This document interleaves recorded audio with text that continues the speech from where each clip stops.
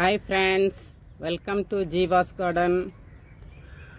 இன்றைக்கி நம்ம ஒரு மருத்துவ குணம் உள்ள செடியை பற்றி தான் பார்க்க போகிறோம். பாருங்கள்,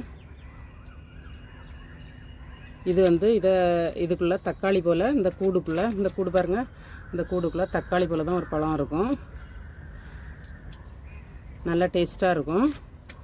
ஒரு மாதிரி பிளாக்கிஷாக வந்த உடனே நம்ம அதை சாப்பிட்டோம்னா நல்ல ருசியாக இருக்கும். இதை சாப்பிட்டோம்னா வலி நிவாரணியாக இருக்கும். கட்டியெல்லாம் இருந்ததுன்னா அதை கரைக்கும். இதெல்லாம் நாள்பட சாப்பிட்டோன்னா தான் இருந்து உடனே சாப்பிட்டாலாம் தீராது.